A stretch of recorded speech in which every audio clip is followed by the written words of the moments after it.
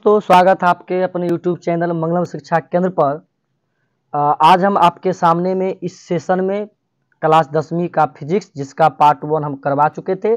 आज हम चैप्टर 1 के पार्ट 2 लेकर आए हैं। पार्ट 1 में हम 1 से लेकर 50 तक के प्रश्नों का हल देखे थे और इसके पार्ट 2 में हम 50 से लेकर 100 तक के प्रश्नों का हल देखेंगे। आज का सबसे पहला प्रश्न है कि तेलीय कागज होता है। इसके 4 ऑप्शन है। ऑप्शन ए पारदर्शक, ऑप्शन बी अपारदर्शक, ऑप्शन सी पारभाषक और ऑप्शन डी इनमें से कोई नहीं। तो इसका सही आंसर है ऑप्शन सी पारभाषक। अगला प्रश्न, किसी दर्पण से चाहे आप कितनी ही दूरी पर खड़े हो आपका प्रतिबिंब सदैव सीधा प्रतीत होता है।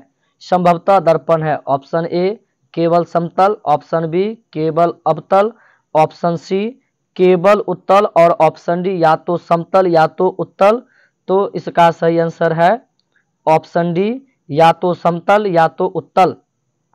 अगला प्रश्न है, किसी दर्पण से हमेशा वस्तु से छोटा प्रतिबिंब प्राप्त होता है।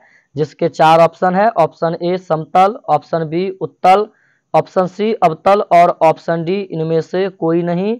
तो इसका सही आंसर होगा ऑप्शन बी उत्तल। अगला प्रश्न है, -4 डायोप्टर क्षमता वाले अवतल लेंस की फोकस दूरी होगी। अगर इसका कैलकुलेशन किया जाए तो इसमें से 4 ऑप्शन में से कोई एक सही होगा। Option A 20 centimetre, option B 25 centimetre, option C 30 centimetre और ऑप्शन डी 40 सेंटीमीटर। तो इसका सही आंसर होगा ऑप्शन बी 25 सेंटीमीटर। अगला प्रश्न, निर्गत किरण एवं अभिलंब के बीच के कोण को क्या कहते हैं। इसके भी 4 ऑप्शन है। ऑप्शन ए आपतन कोण, ऑप्शन बी अपवर्तन कोण, ऑप्शन सी निर्गत कोण और ऑप्शन डी इनमें से कोई नहीं। तो इसका सही आंसर होगा इसका सही आंसर है ऑप्शन सी। इसका सही आंसर है ऑप्शन सी निर्गत कोण। अगला प्रश्न है, समतल दर्पण के द्वारा बने पर वस्तुओं के प्रतिबिंब कैसा होता है। ऑप्शन ए वास्तविक, ऑप्शन बी काल्पनिक, ऑप्शन सी उल्टा और ऑप्शन डी आगे। तो इसका सही आंसर होगा ऑप्शन बी आगे। अगला प्रश्न है, एक गोलीय दर्पण की फोकस दूरी +20 सेंटीमीटर है तो यह गोलीय दर्पण कैसा है। ऑप्शन ए उत्तल, ऑप्शन बी अवतल, ऑप्शन सी समतलोत्तल और ऑप्शन डी इनमें से कोई नहीं। तो इसका सही आंसर होगा ऑप्शन ए उत्तल। अगला प्रश्न है, प्रकाश की चाल विभिन्न माध्यमों में ऑप्शन ए समान होती है, ऑप्शन बी भिन्न भिन्न होती है, ऑप्शन सी ए और बी दोनों और ऑप्शन डी इनमें से कोई नहीं। तो इसका सही आंसर होगा ऑप्शन बी प्रकाश की चाल अलग अलग माध्यमों में अलग अलग होती है। अगला प्रश्न है, स्नेल का नियम का गणितीय रूप कौन सा है। इसके भी 4 ऑप्शन है। ऑप्शन ए म्यू बराबर साइन आई बट्टे sine r, option B mu बराबर साइन आर बट्टे sine i, option C mu बराबर sine r dot sine i और ऑप्शन डी म्यू बराबर साइन आई बराबर साइन आर। तो इसका सही आंसर होगा ऑप्शन ए म्यू बराबर साइन आई बट्टे साइन आर। अगला प्रश्न, किसी कोलाइडी विलयन में निलंबित कणों से प्रकाश के प्रकीर्णन को कहा जाता है। ऑप्शन ए वायुमंडलीय प्रभाव, ऑप्शन बी टिंडल प्रभाव, ऑप्शन सी टिंडल प्रभाव और ऑप्शन डी क्विंटल प्रभाव। तो इसका सही आंसर होगा ऑप्शन सी टिंडल प्रभाव। अगला प्रश्न, स्पेक्ट्रम प्राप्त करने के लिए किसका प्रयोग होता है। ऑप्शन ए कांच की सिल्ली, ऑप्शन बी अवतल दर्पण, ऑप्शन सी उत्तल लेंस और ऑप्शन डी प्रिज्म का। तो इसका सही आंसर होगा ऑप्शन डी प्रिज्म का। अगला प्रश्न, किसी माध्यम के अपवर्तनांक का मान होता है। ऑप्शन ए साइन आई बटे sine r, option B sine r बटे sine i, option C sine i गुने साइन आर और option D sine i plus sine r. तो इसका सही आंसर होगा ऑप्शन ए साइन आई बट्टे साइन आर।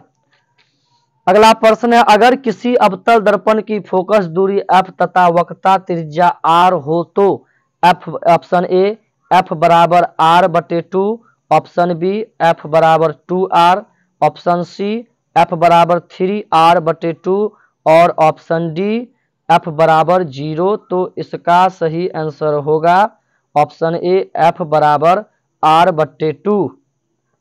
अगला प्रश्न है, अवतल लेंस का आवर्धन m बराबर होता है ऑप्शन ए u माइनस भी, ऑप्शन बी u भी, ऑप्शन सी u प्लस भी और ऑप्शन डी भी बटे u।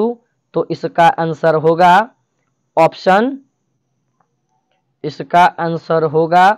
ऑप्शन डी भी बटे u। अगला प्रश्न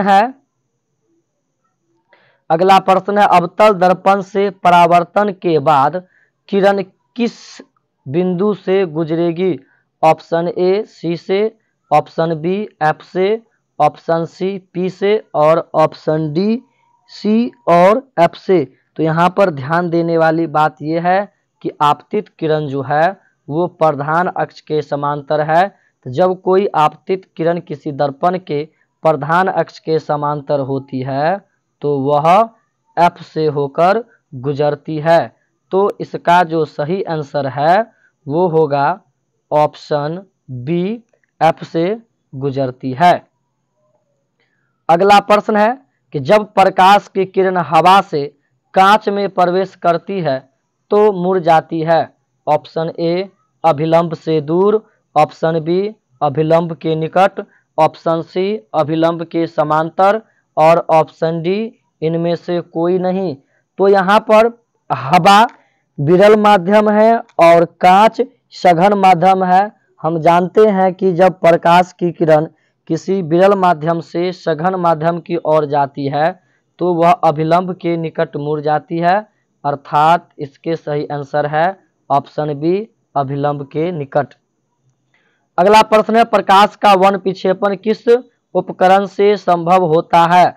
ऑप्शन ए दर्पण से, ऑप्शन बी लेंस से, ऑप्शन डी सी प्रिज्म से और ऑप्शन डी कांच की सिल्ली से। तो इसका सही आंसर होगा ऑप्शन सी प्रिज्म से। अगला प्रश्न है, दृश्य प्रकाश में किस वर्ण का तरंगदैर्घ्य अधिकतम होता है? ऑप्शन ए बैंगनी का, ऑप्शन बी लाल का, ऑप्शन सी नीला का और ऑप्शन डी पीला का। तो इसका सही आंसर होगा ऑप्शन बी लाल का। अगला प्रश्न साइड मिरर के रूप में प्रयुक्त होता है। ऑप्शन ए अवतल दर्पण, ऑप्शन बी उत्तल दर्पण, ऑप्शन सी उत्तल लेंस और ऑप्शन डी प्रिज्म। तो इसका सही आंसर होगा ऑप्शन बी उत्तल दर्पण। अगला प्रश्न इंद्रधनुष का बनना किस परिघटना पर आधारित है? ऑप्शन ए प्रकाश का परावर्तन, ऑप्शन बी प्रकाश का अपवर्तन, ऑप्शन सी प्रकाश का वर्ण विक्षेपण और ऑप्शन डी इनमें से कोई नहीं। तो इसका सही आंसर होगा ऑप्शन सी प्रकाश का वर्ण विक्षेपण। अगला प्रश्न है, किसी उत्तल लेंस का फोकसांतर 50 सेंटीमीटर हो तो उसकी क्षमता होगी। Option A +5D, option B -5D, option C -2D और ऑप्शन डी +2D। तो इसका सही आंसर होगा ऑप्शन डी +2D। अगला प्रश्न है, किसी दर्पण से वस्तु को कहीं भी रखने से वस्तु के बराबर आकार का सीधा प्रतिबिंब बनता है तो दर्पण होगा। ऑप्शन ए उत्तल, ऑप्शन बी अवतल, ऑप्शन सी समतल और ऑप्शन डी या तो समतल या तो उत्तल। तो इसका सही आंसर होगा ऑप्शन सी समतल। अगला प्रश्न, निम्न में से कौन सा पदार्थ लेंस के लिए प्रयुक्त नहीं होता है? ऑप्शन ए जल, ऑप्शन बी कांच, ऑप्शन सी पीतल और ऑप्शन डी इनमें से कोई नहीं। तो इसका सही आंसर होगा ऑप्शन सी पीतल। अगला प्रश्न है, निम्नलिखित में कौन संख्या परावर्तन के प्रकाश के अपवर्तन के नियम के लिए सही है option A 2, option B 1, option C 3 और ऑप्शन डी 4। तो इसके सही आंसर होगा ऑप्शन ए 2, क्योंकि प्रकाश के अपवर्तन के कुल 2 नियम है।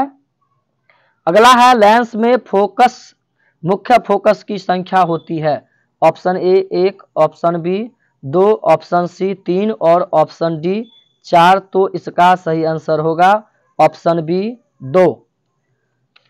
अगला प्रश्न है कि एफ सेमी फोकस दूरी वाले एक अवतल दर्पण के सामने 2f सेमी की दूरी पर एक बिंब रखने पर वस्तु द्वारा इसका प्रतिबिंब बनेगा ऑप्शन ए अवतल दर्पण के फोकस पर, ऑप्शन सी अवतल दर्पण के वक्रता केंद्र पर, ऑप्शन सी अवतल दर्पण के पीछे और ऑप्शन डी अवतल दर्पण के मुख्य फोकस तथा वक्रता केंद्र के पीछे। तो इसका सही आंसर होगा ऑप्शन बी अवतल दर्पण के वक्रता केंद्र पर। अगला प्रश्न निर्देशांक चिन्ह परिपाटी के अनुसार अवतल दर्पण तथा उत्तल दर्पण की फोकस दूरियां क्रमशः होती है ऑप्शन ए ऋणात्मक, ऑप्शन ए धनात्मक और ऋणात्मक, ऑप्शन बी ऋणात्मक और धनात्मक, ऑप्शन सी धनात्मक धनात्मक और ऑप्शन डी ऋणात्मक ऋणात्मक। तो इसका सही आंसर होगा ऑप्शन बी ऋणात्मक और धनात्मक। अगला प्रश्न है जब किसी बिंब को अवतल दर्पण के वक्रता केंद्र तथा मुख्य फोकस के बीच रखा जाता है तो दर्पण द्वारा बना प्रतिबिंब होता है ऑप्शन ए वास्तविक, उल्टा तथा वस्तु से बड़ा, ऑप्शन बी वास्तविक, उल्टा तथा वस्तु से छोटा, ऑप्शन सी वास्तविक, उल्टा तथा वस्तु के बराबर और ऑप्शन डी काल्पनिक, सीधा तथा वस्तु से बड़ा।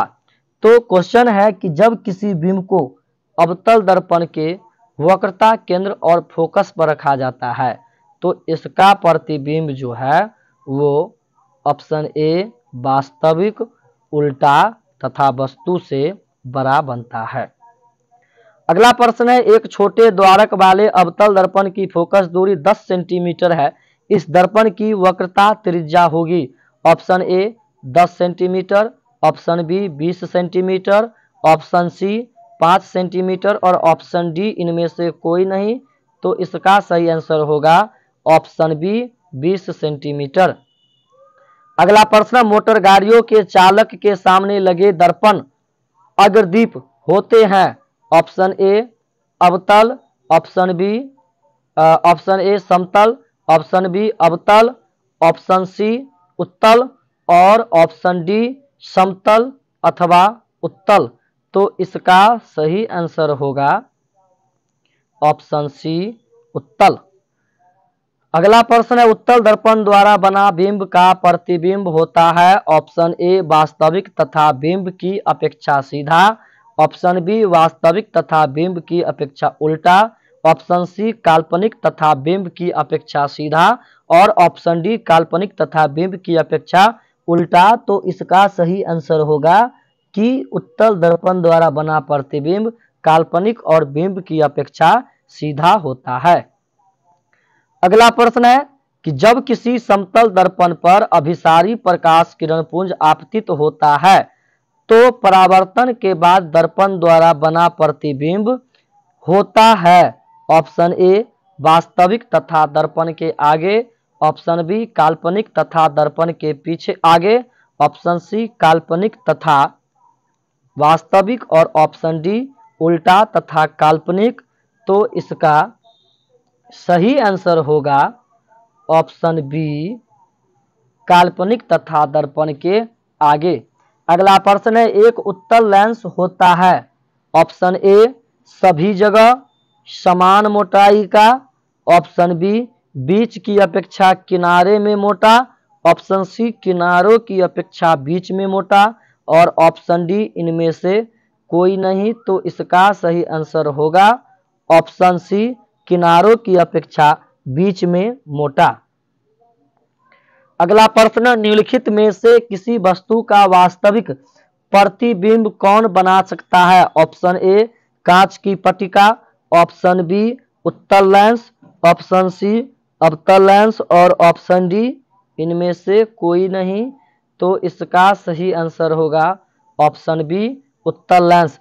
अगला प्रश्न है, किसी बिंब का वास्तविक तथा समान साइज का प्रतिबिंब प्राप्त करने के लिए बिंब को उत्तल लेंस के सामने कहाँ रखेंगे? ऑप्शन ए लेंस की फोकस पर, ऑप्शन बी फोकस दूरी की दुगुनी दूरी पर, ऑप्शन सी अनंत पर और ऑप्शन डी लेंस के प्रकाशिक केंद्र तथा मुख्य फोकस के बीच। तो इसका सही आंसर होगा ऑप्शन बी फोकस दूरी की दुगुनी दूरी पर।